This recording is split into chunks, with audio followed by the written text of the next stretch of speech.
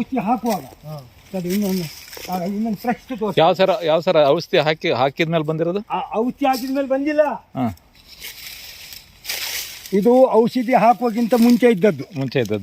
ಒಣಗಿ ಬಿದ್ದದ್ದು, ಒಣಗಿ ಬಿದ್ದದ್ದೇ ಮುಂಚೆ ಇದ್ದದ್ದು. ಈಗ ಫ್ರೆಶ್ ಅಂತ ತೋರಿಸ್ತೇನೆ. ಫ್ರೆಶ್ ಅಂದರೆ ಫ್ರೆಶ್ ಇದು ನಿಲ್ಬೇಕು. ಇದು ಔಷಧಿ ಹಾಕಿದ ನಂತರದ ಪ್ರಯೋಗ ಉಂಟು, ಇಲ್ಲ ಅಂತೇಳಿ ಅಲ್ಲ. 70 ಪೈಸೆ ಕಡಿಮೆ ಆಗಿದೆ ಅಂದಾಜಾಗತ್ತಲ್ಲ ನಿಮಗೆ? 70-80 ಪೈಸೆ ಕಡಿಮೆ ಆಗಿದೆ. ಇವಾಗ ಎಷ್ಟು ದಿನ ಆಯ್ತು ಸರ್ ಇದನ್ನ ಹಾಕಿ? ಇದು ಹಾಕಿ ಒಟ್ಟು ಫಸ್ಟಿಂದ ಲಾಸ್ಟ್ವರೆಗೆ 2 ತಿಂಗಳ ಹತ್ತಿರ ಆಯ್ತು. ಫಸ್ಟಿಂದ ಲಾಸ್ಟ್ವರೆಗೆ ಅರ್ಧ ಲೀಟ್ರಿಂದ 2 ತಿಂಗಳ ಮೇಲೇನೆ ಆಯ್ತು. ಒಂದೇ ಟೈಮ್ ಹಾಕ್ಸಿಲ್ಲ ಸರ್.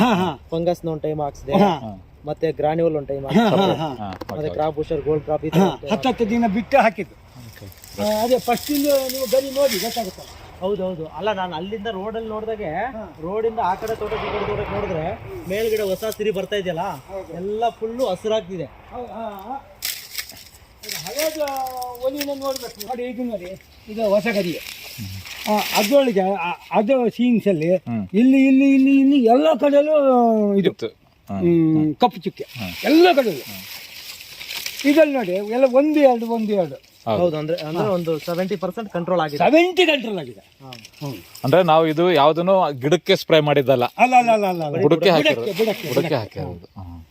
ಒಂದ್ಸರಿ ಅರ್ಧ ಲೀಟ್ರು, ಒಂದ್ಸರಿ 1 ಲೀಟ್ರು, ಒಂದ್ಸತಿ ಅದೇ ಡೆವಲಪ್ಮೆಂಟ್. ಅದಕ್ಕೆ ಗೌರ್ಮೆಂಟ್ ಗೊಬ್ಬರ ಹಾಕ್ಬೋದು, ಹಾಕ್ಬಾರ್ದು. ಇನ್ನೆಂತ ಮಾಡ್ತೇವೆ, ನೀವು ಹಾಕೊಂಬಂದಿದ್ರೆ ಸ್ವಲ್ಪ ಪರ್ಸೆಂಟೇಜ್ ಕಡಿಮೆ ಹಾಕಿ ಅಂದ್ರು. ಹೌದು. ಯಾಕಂದ್ರೆ 3 ಕ್ವಿಂಟಲ್ ಹಾಕ್ತಿದ್ವು, 1.5 ಕ್ವಿಂಟಲ್ ಹಾಗೆ ನೀವು 3 ವರ್ಷ ನಿರಂತರವಾಗಿ ಸಾವಯವ ಅದೇ ನಮ್ದು ಆರ್ಗ್ಯಾನಿಕ್ ಕೃಷಿ ಮಾಡಿದ್ರೆ ಆಮೇಲೆ ಬೇಕಾಗಲ್ಲ. ಅಲ್ಲಿವರೆಗೆ ಉತ್ಕೃಷ್ಟವಾಗಿ ನಿಮ್ಗೆ ಅದಕ್ಕೆ ಅಡಿಟ್ ಆಗಿರುತ್ತೆ. ಆಮೇಲೆ ದೊಡ್ಡ ಮರ ಬೇರೆ, ಸಾಲ್ಟೇಜ್ ಆಗುತ್ತೆ, ಇಳುವರಿ ಕಮ್ಮಿ ಆಗುತ್ತೆ. ನಾವೆಲ್ಲ ಇವಾಗ ರೈತರು ಕಮರ್ಷಿಯಲ್ ಆಗಿ ಯೋಚನೆ ಮಾಡ್ತಾ ಇದ್ದೀವಿ. ತುಂಬ ಸಾವಯವ ಬೆಳೆದು ಮಾರ್ಕೆಟಿಂಗ್ ಮಾಡಕ್ಕೆ ಹೋದ್ರೆ ನಮಗೆ ರೇಟ್ ಏನು ಜಾಸ್ತಿ ಕೊಡಲ್ಲ. ನಮಗೆ ಸಾವಯವ ಕೃಷಿನೂ ಆಗಬೇಕು, ಜೊತೆಗೆ ಇಳುವರಿ ಕೂಡ ಜಾಸ್ತಿ ಬೇಕು. ಅದಕ್ಕೆ 70:30 ಅಂತ. ಗೌರ್ಮೆಂಟ್ ಗೊಬ್ಬರ ಬಿಲ್ ಕೂಡ ಇಟ್ಟಿದ್ದೀನಿ ನಿಮ್ಗೆ ತೋರ್ಸಕ್ಕೆ, ಕನ್ಫರ್ಮ್ ಆಗ್ಬೇಕು. ಹೌದು.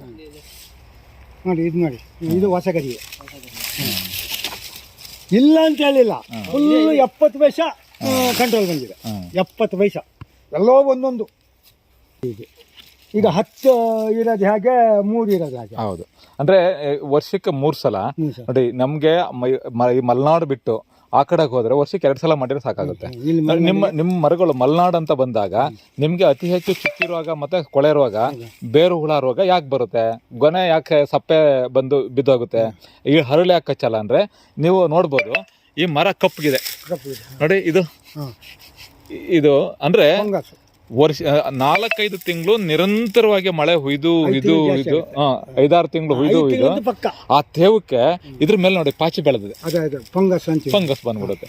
ಇದು ಏನಾಗುತ್ತೆ, ನೀವು ಈಗ ರೈಟ್ ಟೈಮ್ ಡಿಸೆಂಬರಿಂದ ನಾವು ಏನಾದ್ರೂ ತೋಟನ ನಾರ್ಮಲ್ ಮಾಡ್ಕೊಳ್ಳೋಕ್ಕೆ, ರೋಗ ಮುಕ್ತ ಮಾಡ್ಕೊಳ್ಳೋಕ್ಕೆ ಇವಾಗ ನಮಗೆ ರೈಟ್ ಟೈಮು ಮಾರ್ಚ್ ಏಪ್ರಿಲ್ವರೆಗೂ.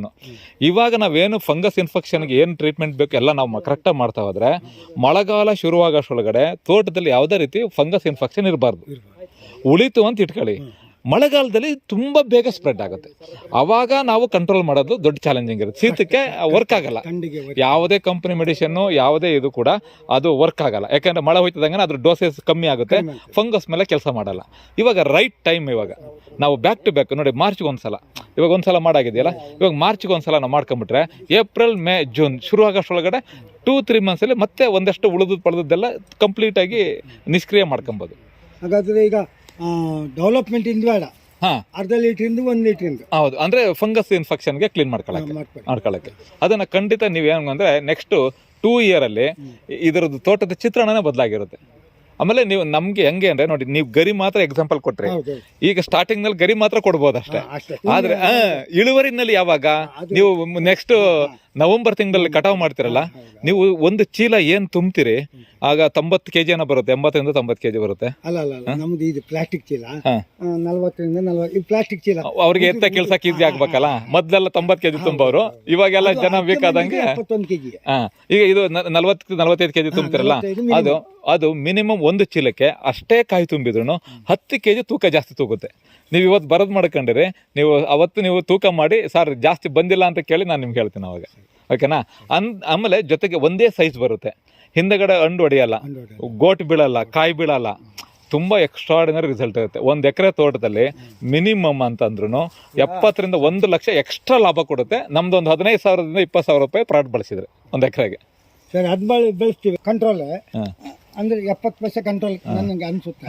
ಆಮೇಲೆ ಅಂದ್ರೆ ನೀವು ತೋಟ ರೆಗ್ಯುಲರ್ ಆಗಿ ತೋಟ ನೋಡೋರು ನೀವು. ನನಗೆ ಹಂಗ ಅನ್ಸುತ್ತೆ. ಜ್ಯೋತಿ ಅಂದ್ರೆ ಯಾರು? ಜ್ಯೋತಿ ಮೇಡಮ್ ಒಬ್ರು ಇದಾರಲ್ಲ ಸರ್. ಜ್ಯೋತಿ ಮೇಡಮ್. ಮೊನ್ನೆ ನನ್ನ ಮಗ ಬಂದವನು ಮೊನ್ನೆ ಇವತ್ತಲ್ಲ ಮೊನ್ನೆ ನನ್ನ ಪಪ್ಪ ನೋಡಿ ಅದು ಹಳೆ ಇದಕ್ಕೂ ಭಾರಿ ವ್ಯತ್ಯಾಸ ಉಂಟು ಅಂತ ಅವರನ್ನು ಐಡೆಂಟಿಫೈ ಮಾಡಿದ್ದಾರೆ. ಬಾಳೆ ಗಿಡದಲ್ಲಿ ಏನಾದ್ರು ಬಾಳೆ ಗಿಡದಕ್ಕೆ ನಾವು ಏನು ಮಾಡ್ಲಿಲ್ಲ, ಸುಮ್ಮನೆ ಇರ್ಲಿ ನೋಡಿ. ನೀವು ಬಾಳೆನೂ ಕೂಡ ಬಾಳೆ ಇದು ನಾವು ಇಟ್ಕೊಳ್ಳಲ್ಲ, ಇದು ಇರ್ಲಿ. ಇವಾಗ ನೀವು ಗಿಡಕ್ಕೆ ಹಾಕಿದಿರಿ, ನೀವು ಗುರುತಿಸ್ಕೊಳ್ಳಿ. ಆ ಮೇಲೆ ಬರೋ ಗರಿ ಇದೆಯಲ್ಲ, ಒಂದು ಗರಿ ಒಡೆಯಲ್ಲ, ಗರಿ ಹೊಡೆಯಲ್ಲ, ಸಿಬಿಳಲ್ಲ. ಆಮೇಲೆ ನೀವು ಇನ್ಮೇಲೆ ಗೊನೆ ಬರೋದನ್ನು ಕೂಡ ಅಬ್ಸರ್ವ್ ಮಾಡಿ ನೋಡಿ. ಇದುವರೆಗೆ ಬಂದ್ ಗೊನೆಗೂ ನಾವು ಎಂಡ್ ಬಾಳೆ ತಿಂಗಳ ಮುಂಚೆ ನಮ್ದು HLC ಆರ್ಗಾನಿಕ್ ಅಗ್ರಿಕಲ್ಚರ್ ಪ್ರಾಡಕ್ಟ್ ನ ಕೊಟ್ಟಿದ್ದೆ. ಕೊಟ್ಟು ಆದ್ಮೇಲೆ ಈಗ ಜಸ್ಟ್ ನಾವು ವಿಸಿಟ್ ಮಾಡಿದ್ವಿ 2 ತಿಂಗಳು ಆದ್ಮೇಲೆ. ಸರ್ ಇದು ಕೊಡೋಕ್ಕಿಂತ ಮೊದಲು ಬಂದ್ಬಿಟ್ಟು ಫಂಗಸ್ ಎಲೆ ಚುಕ್ಕಿ ರೋಗ ಈ ತರ ಇತ್ತು. ಕೊಟ್ಟ ಆದ್ಮೇಲೆ ಯಾವ ತರ ಬಂದಿದೆ ಅಂತ ಹೇಳ್ಬಿಟ್ಟು ಇಲ್ಲಿ ನೋಡ್ಬೋದು. ನಮ್ಮ ಜೊತೆ ರೈತರು ಇದ್ದಾರೆ, ಅವ್ರನ್ನೇ ಮಾತಾಡ್ಸೋಣ. ಸರ್ ಯಾವ ತರ ಇದೆ ಸರ್ ರಿಸಲ್ಟ್? ನಮ್ಗೆ ಅದೇ ಇದನ್ನ ನೋಡಿದ್ರೆ ನಾವು ಹೇಳುವಂಥದ್ದು ಏನಿಲ್ಲ, ನೀವೇ ಅಂದಾಜು ಮಾಡಿ ಹೇಳ್ಬೋದಲ್ಲ. ಹೌದು ಸರ್, 70% ನನಗೆ ವಾಚ್ ಆಗಿದೆ. ಹೌದು ಸರ್. ಈಗ ನಮ್ಮ ಅಗ್ರಿಕಲ್ಚರ್ ಪ್ರಾಡಕ್ಟ್ ಯೂಸ್ ಮಾಡೋದ್ಮೇಲೆ ಬಂದಿರೋ ಇದು ಎಡಗೈ. ಹೌದು, ಎಡಗೈ. ಇದು ಅಗ್ರಿಕಲ್ಚರ್ ಮಾಡ್ಬೇಕಾದ್ರೆ ಮುಂಚೆ ಅಂದ್ರೆ ರೈತರಿಗೆ ಏನ್ ಹೇಳಕ್ಕೆ ಇಷ್ಟಪಡ್ತೀರಾ ಸರ್ ನೀವು ಈ ಪ್ರಾಡಕ್ಟ್ ಬಗ್ಗೆ? ಇದ್ರ ಬಗ್ಗೆ ನಮಗೆ ಭಾರಿ ಈ 70% ಕಡಿಮೆ ಆಗಿದ್ದರಿಂದ ಇಷ್ಟು ಚುಕ್ಕೆ ಇದ್ದಿದ್ದು ಈಗ 3 ಚುಕ್ಕೆಗೆ ಬಂದಿದೆ ಅಂದ್ರೆ ಭಾರಿ ಹೆಮ್ಮೆ ಆಗಿದೆ. ಅಂದ್ರೆ ಪ್ರತಿಯೊಬ್ಬರು ತಗೊಂಡು ಈ ಪ್ರಾಡಕ್ಟ್ ನ ಯೂಸ್ ಮಾಡ್ಲಿಕ್ಕೆ ಸಹಕಾರ ನಾವು ಅವ್ರಿಗೆ ಕೊಡ್ಬೋದು, ಸಪೋರ್ಟ್ ಮಾಡ್ಬೋದು. ನಮ್ಮ ಮಾಡಿ ಅಣ್ಣ ಹೀಗುಂಟು ಅಂತೇಳಿ. Okay sir. ಸರ್ ಇದನ್ನು ಬಳಸಿ ಎಷ್ಟು ದಿನ ಆಗಿದೆ ಸರ್? 2 ತಿಂಗಳು 10 ದಿನ ಆಯ್ತು ನೋಡಿ. ಎಲ್ಲವೂ ನೀವು ಕೊಟ್ಟ ಔಷಧಿ ಹಾಕಿ 2 ತಿಂಗಳು 10 ದಿನ ಆಗಿ ಹೋಯ್ತು. ಸರಿ ಸರ್, ಓಕೆ. ನಿಮ್ಮ ಅಂದರೆ ಮಾಡಿದ್ರು ಆಗಿದೆ. ನಮಸ್ತೆ, ನಾವು HLC ಆರ್ಗ್ಯಾನಿಕ್ ಆಗ್ರೋ ಇಂಡಸ್ಟ್ರಿಯಿಂದ ನಾವು ಮಾತಾಡ್ತಿರೋದು. ನೋಡಿ, ಇದು ಒಂದು ಸಾವಯವ ಕೃಷಿ ಬೇಸಾಯ ಪದ್ಧತಿನಲ್ಲಿ ಅಂದರೆ ನೈಸರ್ಗಿಕ ಕೃಷಿ, ಸಾವಯವ ಕೃಷಿ ಮತ್ತು ಫರ್ಟಿಲೈಸ್ ಕೃಷಿ. ನಾವು ಯಾವಾಗ ಸಾವಯವ ಕೃಷಿ, ಫರ್ಟಿಲೈಸ್ ಕೃಷಿನ ನಾವು ಅತಿ ಹೆಚ್ಚು ಡಿಪೆಂಡ್ ಆಗಿದ್ದೀವಿ. ಇತ್ತೀಚಿನ ದಿನಗಳಲ್ಲಿ ತುಂಬ ಫರ್ಟಿಲೈಸ್ ಕೃಷಿಗೆ ಹೋಗಿ ತೋಟಗಳನ್ನ ಅಂದರೆ ಬೆಳೆಗಳನ್ನ, ಭೂಮಿನ ತಾಕತ್ತನ್ನು ತುಂಬ ಕಮ್ಮಿ ಮಾಡ್ತಾ ಇದ್ದೀವಿ. ಕಳೆನಾಶಕ ಇರ್ಬೋದು, ಈ ಥರ ಫರ್ಟಿಲೈಸ್ ಗೊಬ್ಬರಗಳಿರ್ಬೋದು, ಔಷಧಿಗಳಿರ್ಬೋದು ಹೊಡೆಯೋದ್ರಿಂದ ನಾವೇನಾಗ್ತದೆ, ಸಂಪೂರ್ಣವಾಗಿ ನಾಶ ಮಾಡಲಿಕ್ಕೆ ಯಾವುದೋ ಒಂದು ರೋಗನ, ಯಾವುದೋ ಒಂದು ಶಿಲೀಂಧ್ರನ, ಯಾವುದೋ ಒಂದು ಕೀಟನ ಸಂಪೂರ್ಣವಾಗಿ ನಾಶ ಮಾಡೋ ಪ್ರಯತ್ನದಲ್ಲಿ ಹೋಗ್ತಾ ಇರೋದ್ರಿಂದ ಇವತ್ತು ಏನಾಗ್ತದೆ, ಭೂಮಿಲಿರ್ತಕ್ಕಂಥ ಉಪಯುಕ್ತ ಕೀಟಗಳು ಕೂಡ ನಾಶ ಆಗ್ತಾ ಇದ್ದಾವೆ. ಅದರಿಂದ pH value, power of hydrogen ಅಂತೇಳಿ ಭೂಮಿನಲ್ಲಿ ಅಬ್ಸರ್ವೇಷನ್ನ ಗ್ರೋತಿಂಗ್ ಕೆಪಾಸಿಟಿನ ವೀಕ್ ಮಾಡೋ ಅಂಥ ಕೆಮಿಕಲ್ ಪ್ರಾಡಕ್ಟ್ಸ್ಗಳನ್ನ ಬಳಸಿ ಅದೇನಾಗ್ತದೆ, ಗಿಡದ ಗ್ರೋತಿಂಗು ವೀಕ್ ಆಗ್ತಾ ಇದೆ. ಅಂದರೆ ಯಾವುದೇ ಅಡಿಕೆ ಇರ್ಬೋದು, ಬಾಳೆ, ತೆಂಗು, ರಾಗಿ, ಭತ್ತ ಪ್ರತಿಯೊಂದು ಕೂಡ. ಅದಕ್ಕೆ ಪ್ಯಾರಲಲ್ ಆಗಿ ನಮ್ಮಲ್ಲಿ ಆರ್ಗ್ಯಾನಿಕ್ ಅಗ್ರಿಕಲ್ಚರ್ ಪ್ರಾಡಕ್ಟ್ಸ್ಗಳನ್ನ ಬಳಸೋದ್ರಿಂದ ನಮ್ಮದು ಯಾವುದೇ ರೋಗನ, ಯಾವುದೇ ಕೀಟನ ಸಂಪೂರ್ಣವಾಗಿ ನಾಶ ಮಾಡೋದಿಲ್ಲ, ನಿಯಂತ್ರಣ ಮಾಡೋ ಅಂಥದ್ದು. ನಿಯಂತ್ರಣ ಮಾಡೋದ್ರಿಂದ ಅವು ಅನುಪಯುಕ್ತ ಕೀಟಗಳು, ರೋಗಗಳು ನಿಯಂತ್ರಣ ಆಗ್ತವೆ. ಉಪಯುಕ್ತ ಕೀಟಗಳ ಮೇಲೆ ಯಾವುದೇ ರೀತಿ ಹಾನಿ ಆಗಲ್ಲ. ಹಾಗಾಗಿ ನಾವು ಆರ್ಗ್ಯಾನಿಕ್ ಅಗ್ರಿಕಲ್ಚರ್ನ ಗ್ರೋತಿಂಗ್ಸ್ ಅಂದರೆ ಸಪ್ಲಿಮೆಂಟ್ಸ್, ಸಾಲಿಬಲ್ ನ್ಯೂಟ್ರಿಷನ್ ಆಗಿರತಕ್ಕಂಥ ಸಪ್ಲಿಮೆಂಟ್ಸ್ನ ನಾವು ಗಿಡಗಳಿಗೆ ಟ್ರೀಟ್ ಮಾಡ್ತಾ ರೋಗಗಳನ್ನ ನಿಯಂತ್ರಣಕ್ಕೆ ಬೇಕಾಗಿರ್ತಕ್ಕಂಥ ಔಷಧಿಗಳನ್ನ ಹಾಕಿಸ್ತಾ ಒಂದು ಬೆಸ್ಟ್ ರಿಸಲ್ಟ್ ತಗೊಳ್ಳೋ ಅಂಥದ್ದು. ಅಂದರೆ ಲಾಂಗ್ ಟೈಮ್ ಕೃಷಿ ನಮ್ಮ ತಾತ ಮುತ್ತಾತದಿಂದ ನಮ್ಮ ಕೈ ಕೊಟ್ಟಿದ್ದಾರೆ. ನಾವು ನಮ್ಮ ಮಕ್ಕಳಿಗೆ, ಮೊಮ್ಮಕ್ಕಳಿಗೆ ಉತ್ಕೃಷ್ಟವಾದ ಬೆಳೆನ, ಉತ್ಕೃಷ್ಟವಾದ ಭೂಮಿನ ಬಿಟ್ಕೊಟ್ಟು ಹೋಗೋ ಅಂಥದ್ದು. ಇದೊಂದು ಪ್ರಕೃತಿಗೆ ಸೇವೆ ಅಂತ ಹೇಳ್ಬೋದು. ಅಂಥ ಒಂದು ಗ್ರೇಟ್ ಪ್ರಾಡಕ್ಟ್ಸ್ಗಳನ್ನ ನಮ್ಮ HLC ಕಂಪ್ನಿಯಿಂದ ನಾವು ಲಾಂಚ್ ಮಾಡಿದ್ದೀವಿ, ಪ್ರಮೋಟ್ ಮಾಡಿದ್ದೀವಿ, ಬೆಸ್ಟ್ ರಿಸಲ್ಟ್ ತಗೊಂಡಿದ್ದೀವಿ. ಇದು ನಾವು ಆ್ಯಕ್ಚುಲಿ ಇವಾಗ ಬಂದ್ಬಿಟ್ಟು ಶಿವಮೊಗ್ಗದಿಂದ ಈ ಕಡೆ ರಿಪ್ಪನ್ಪೇಟೆ ಕಡೆ ಮಲೆನಾಡು ಪ್ರದೇಶದಲ್ಲಿದ್ದೀವಿ. ಅತಿ ಹೆಚ್ಚು ಫಂಗಸ್ ಇನ್ಫೆಕ್ಷನ್ನು ಅಡಿಕೆ ತೋಟಗಳಿಗೆ ಬರೋಂಥದ್ದು ನಾವು ಇಲ್ಲಿ ಗಮನಿಸ್ಬೋದು. ಪ್ರತಿ ಅಡಿಕೆ ಗಿಡ ಕಪ್ಪಗಾಗಿದೆ. ಅಂದರೆ ನಾವು ಮಲೆನಾಡಿನಲ್ಲಿ ಮನೆನ ತುಂಬ ಸ್ಲೋಪ್ ಕಟ್ತಾರೆ, ಯಾಕೆಂದರೆ ಮಳೆ ನೀರು ಜಾರಿ ಹೋಗಲಿ ಅಂತ. ಆ ಮನೆ ಮೇಲೇ ಪಾಚಿ ಗಿಡ 2 ಅಡಿ 1.5 ಅಡಿ ಗಿಡ ಬೆಳೆದಿರುತ್ತೆ, ಕಳೆ ಗಿಡ ಮನೆ ಮೇಲೆ, ಹಂಚು ಮೇಲೆ. ಅಂಥ ಶೀತ ಪ್ರದೇಶದಲ್ಲಿ ಅಡಿಕೆ ಬೆಳೀತಾ ಇದ್ದಾರೆ. ಇವರಿಗೆ ತುಂಬ ಚಾಲೆಂಜಿಂಗ್ ಇದೆ. ಇವಾಗ ಇದಕ್ಕೆ ನಮಗೆ ಅವರಿಗೊಂದು ವರದ ಥರ ಸಿಕ್ಕಿದೆ. ನಮ್ಮದು ಆರ್ಗ್ಯಾನಿಕ್ ಅಗ್ರಿಕಲ್ಚರ್ ಪ್ರಾಡಕ್ಟ್ಸು ತುಂಬ ಬೆಸ್ಟ್ ರಿಸಲ್ಟ್ ಕೊಡ್ತಾ ಇದೆ. ತುಂಬ ಪ್ರೌಡ್ ಫೀಲ್ ಮಾಡ್ತಾ ಇದ್ದಾರೆ ರೈತರು. ನೀವು ಆವಾಗಲೇ ವಿಡಿಯೋದಲ್ಲಿ ಬ್ಯಾಕಲ್ಲಿ ನೀವು ರೈತರದ ಫೀಡ್ಬ್ಯಾಕ್ ಕೇಳಿಸ್ಕೊಂಡ್ರಿ. ಅವರು ಇದೇ ತೋಟನ ಅವರು ನೆಟ್ಟು ಏಳಿಸಿದ ಗಿಡ ಇದು. ಸುಮಾರು ಇಲ್ಲಿಗೆ 20-22 ವರ್ಷದ ತೋಟ ಇದು. ಅವರು ಇವತ್ತು ಗುಡ್ ಫೀಲ್ ಮಾಡ್ತಾ ಇದ್ದಾರೆ. ನಮ್ಗೆ ಇಷ್ಟು ದಿನ ಈ ಥರದ್ದೊಂದು ಸಿಗಿರಲಿಲ್ಲ ಅಂತ. ತುಂಬ ಗಿಡ ಸುಳಿ ಕೊಳೆ ರೋಗ ಬಂದು ಹೋಗಿದೆ. ಆಮೇಲೆ ಬಂದು ಪಾರಿಗಳು ನೋಡಿ, ಫಸಲುಗಳು ಏನಾಗ್ತದೆ, ಪಾರಿಗಳು ಬಿಟ್ಟಿದ್ದು ಇನ್ಫೆಕ್ಷನ್ ಯಾವಾಗ ಜಾಸ್ತಿ ಆದಾಗ 5-6 ಪಾರಿ ಬರುತ್ತೆ. ಹರಳು ಕಚ್ಚಿರೋದೆ 2-3 ಪಾರಿ, ಅದರಲ್ಲೂ 50% ಕಚ್ಚುತ್ತೆ. ಅಂದರೆ ನಾವು ಅರ್ಥ ಮಾಡ್ಕೊಬೋದು, 1 ಎಕರೆ ಅಡಿಕೆ ತೋಟದಲ್ಲಿ 1 ಲಕ್ಷದಿಂದ 5 ಲಕ್ಷದವರೆಗೂ ಲಾಭ ಮಾಡ್ಬೋದು. ಆ ತೋಟದ ಫಸಲು ಅಂದರೆ ಭೂಮಿಯಿಂದ ಹೀರಿ ಫಸಲು ಕೊಡೋಕೆ ರೆಡಿ ಇದೆ. ಆ ಕೊಟ್ಟ ಫಸಲನ್ನ ಉಳಿಸ್ಕೊಳ್ಳೋ ನಿಟ್ಟಿನಲ್ಲಿ ರೈತ ಸೋಲ್ತಾ ಇದ್ದಾನೆ. ಯಾಕೆ ಅಂತಂದರೆ ಅಷ್ಟರ ಮಟ್ಟಿಗೆ ಇನ್ಫೆಕ್ಷನ್ ಆಗ್ತಾ ಇದೆ.